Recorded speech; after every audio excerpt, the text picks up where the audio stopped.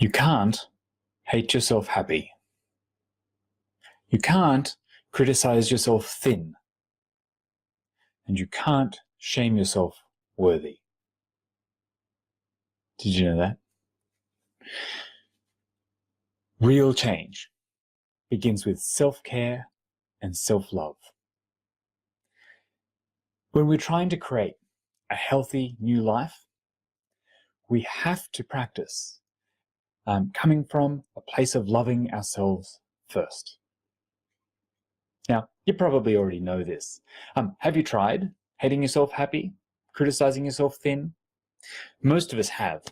And the trouble is that it never really works. And the reason is because when we are self-critical, when we are self-judgmental, when we are beating ourselves up for choices that we've made, things we did incorrectly, or we made a mistake, or perhaps we let ourselves down, we didn't follow through on something we said we were going to do. Maybe something in our life just didn't turn out the way we expected it to. Perhaps you can't predict the future with 100% certainty. And most of my clients, most people I work with, find that their default opinion, the default option that they choose when they make a mistake or they get something wrong, they make a poor choice, or they fail to follow through, they let themselves down, is to come to judgment, to come to criticism, and that inner voice that says, you're no good at this, you're hopeless, why bother, it's all too hard, just give up. Maybe it's worse, maybe you'll never be any good at this, you just can't do it, you're hopeless, you're stupid. All these horrible things that we say to ourselves. And if you think about that, when we're listening to that voice, when we're treating ourselves poorly, what kind of energy does it create? What kind of feelings does it bring up? For most of us, it's about anger or frustration, feeling defeated or hopeless, guilty. In most cases, it brings us to powerlessness. And of course, when we give up our power to all of these other things, to the food or the circumstances or the other people, the busyness of our lives, the unexpected, then we're left with no capacity to change. We just tend to stay stuck where we are. And I know why we do it. We think it will help. We think that if we just beat ourselves up enough, that it will motivate us to change, to do something different next time. And it's true that that might work for a little bit. It might get you started. But I've not found it to be effective in my life, or really in the lives of anyone I've spoken to. And it's because you end up in such a negative space. Remember, we're creating a healthy life. We're creating the life that we want to be living, the best version of our life. Just imagine if your only way to succeed is to fill your life with all of that negativity, that anger, that resentment, that disappointment, that frustration. Is that the life that you want to be living? Is that your best life? Sounds horrible to me. And so I want to invite you into this idea of just going, we've tried it. You know, most of us treat ourselves with the voice in our mind and the words we say about ourselves in a way that we would never accept from another person, or that we would never give or do to another person. So can we just agree to stop doing it to ourselves? Can we just decide that it's not working? We all know this. And instead, can we do something else? Can we build positivity and encouragement and love and support and care into our lives instead? When we're creating a life, if we want to be living our best life, then we really do want to fill it with love and care and compassion and curiosity and understanding and growth. So how do you create those? How do we stop doing it? How do we switch it over? Well, firstly, We'll encourage you to just choose, to decide in advance how you're going to respond next time that you make a mistake, or you make a poor choice, or you get something wrong. Something doesn't turn out the way you want it to, or thought it would. And just decide, just agree, let's make a pact together to say, I'm no longer going to beat myself up. I'm not coming to self-judgment or self-criticism. Instead, I want to come to care, compassion. I want to treat that choice with tenderness. Instead of berating myself, I want to pick up that choice and put it into my hand like a baby bird and bring care and compassion to it. I want to recognize that, oh, I'm feeling frustrated, I'm feeling angry at the moment. And that's okay. Allow myself to feel that, because that means there's something here I care about. And then, how do I move on from it? It can be a useful exercise to start to build this self-compassion, to think about how you might support another person in your life. Maybe think about a small child, or a loved one, a family member, a friend, someone that you truly care about. You truly want to be happy and to live their best life, to succeed.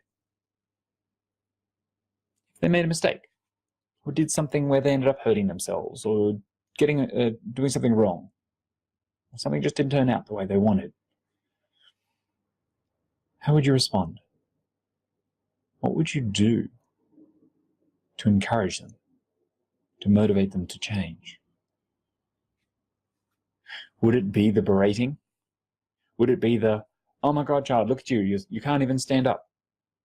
How hopeless are you? Why even bother? You're just terrible at it. You're never going to learn. Just don't do that, right? Or hope you don't. And if you do, please stop doing it. Instead, we want to go, it's okay. I understand. You can try again. Didn't get it right this time? Well, let's do something different. We can come to understanding and empathy and compassion and love. And from that place, you know that that person can then move forward. They can pick themselves up. They can dust themselves off and they can try again. They can take on board the wisdom, the experience, the learning and the growth from the poor choice instead of just hating themselves for it. And they can try with more courage. Think about how you would treat that person, and can you just decide that that's the way you'd like to treat yourself, and you're just going to do that from now on. You're just going to draw a line on the sand and say, that's it, I'm done with the self-criticism, self-judgment, the self-berating. I no longer do that to myself. I wouldn't accept it to someone else. I'm not going to accept it to me. So watch the language in your mind and see if you can switch it to care, compassion, understanding, encouragement, support. So just decide, next time you get something wrong, you're going to treat yourself with kindness, tenderness, with compassion, with love, understanding, encouragement, support. Okay. And of course, recognize that you're going to get it wrong sometimes, because that's the human experience. We're not perfect. We're not robots, right? We're not just machines who just always perform everything exactly the way it's supposed to be done. And by the way, most robots don't even do that. But the truth is, we're human, so we get it wrong sometimes. We make mistakes. And if that's true, then know that it's going to happen from time to time. Just permit it, just allow it. Go, okay, that's the human experience. And I think it's a wonderful thing. I really and truly do. I really think it is. Because the beautiful thing about mistakes is that is where we learn. That is where we grow. That is where we gain experience and wisdom and knowledge. So what's good about this thing that didn't work well? You could ask yourself that. Also think about the kind of energy, the kind of feelings we create when we are supportive, when we're loving and we're caring. Those are the kinds of emotions, the really positive space that we can be creative from, that we can be motivated from. Doesn't it feel better to be motivated from love and care and respect? So we create those with the language that we use for ourselves.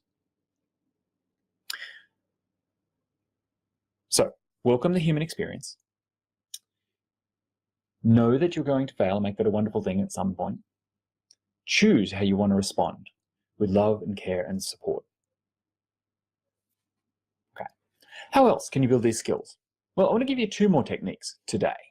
So firstly, think about how you'd support yourself. And then secondly, what are your strengths?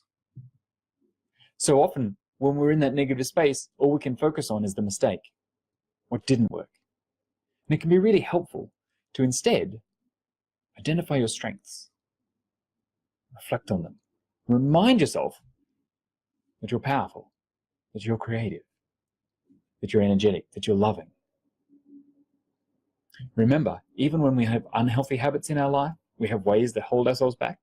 If we've created those routines, then we're really good at making routines. So you can make new ones. You created all of the things you have, so you can create new ones as well. Isn't that exciting to know that you are powerful? You are the creator of your life.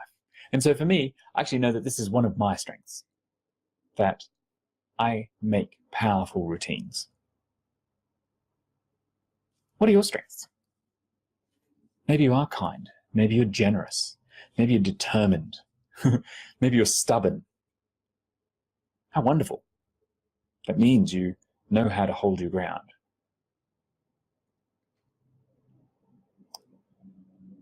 If you're not sure of what your strengths are, I understand. Our brain doesn't tend to like to look at where our strengths lie. And we've been taught by society and culture that that's self-aggrandizing. It's thinking of ourselves as superior than others. It really isn't. So I invite you into this conversation to go, well, what would my friends or my family members say were my strengths? If you're not sure, do you know you can just ask them? Just say, hey, Brian told me to find out what my strengths are, and I don't really know. What do you think are my strengths? What are my strongest characteristics or traits? It's important to find some. So that in that moment of despair or discouragement or disappointment, when you're feeling bad, you can instead go, oh, remember, I'm kind, I'm creative, I'm generous, I'm loving, I'm determined, I am powerful.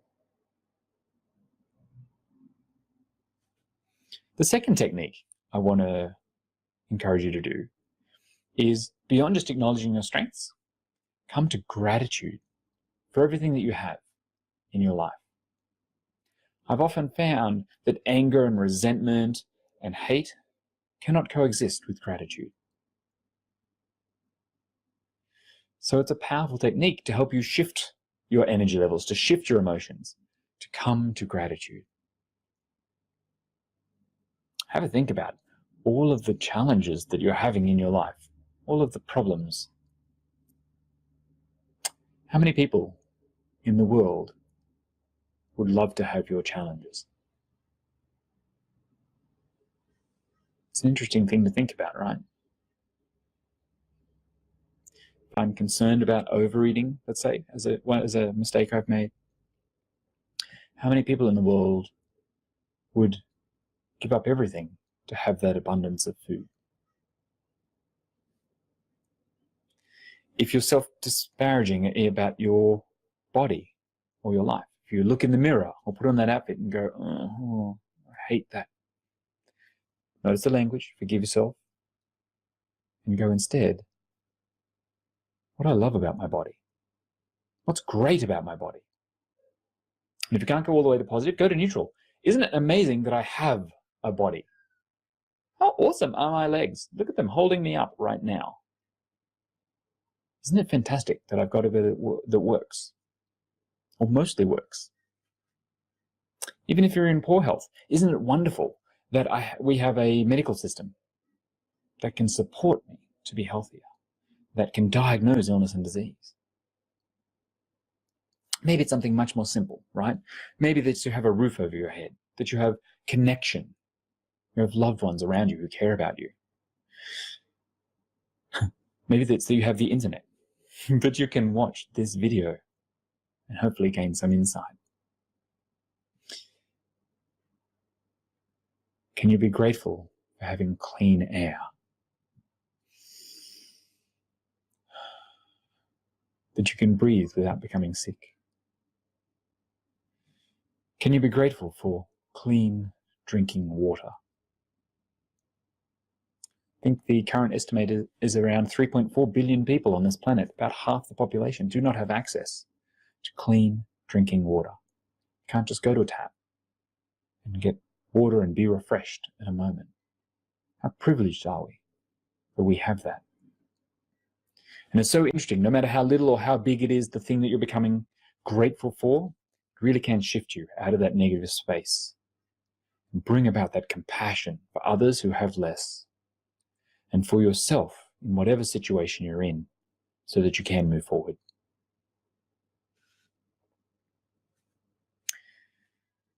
So 3 big things today. Self-compassion, treating yourself kindly, acknowledging your strength, reminding yourself that you are the powerful creator of your life, and coming to gratitude, being grateful for what is. I really encourage you to write down any thoughts you've had, any techniques you've thought about, anything that you could do. I really think that you should write down, how will you support yourself next time you make a mistake? How could you come to gratitude? What can you be grateful for? Maybe you need to have a list written out. And what are your strengths? And put this somewhere where you can refer to it in your next moment of doubt or disappointment. If you catch yourself making that all too human mistake of self-criticism and self-judgment, instead, take out the words you've written and practice them.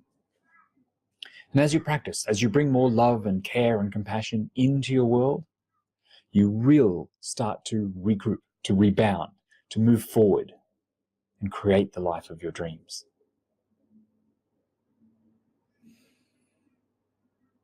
When you do, notice that the life you have will just be more fun to hang around in. It's a much more pleasant place to be than self-criticism. I'll leave you with a quote from Hal Elrod, who said, "Love the life you have while you create the life of your dreams." You don't have to wait to get there to love it. In fact, you're much more likely to make it if you start creating it now. How will you practice self-love, self-care this week? I wish much love to you all. If you want more help transitioning into the life that you want to be living, rather than the life that you have, then remember, you can always sign up for a free exploratory coaching session with me on my website. Go to livemorelife.com.au and click on free exploratory session. Fill in the form and I'll be in touch to help you out. Talk to you soon.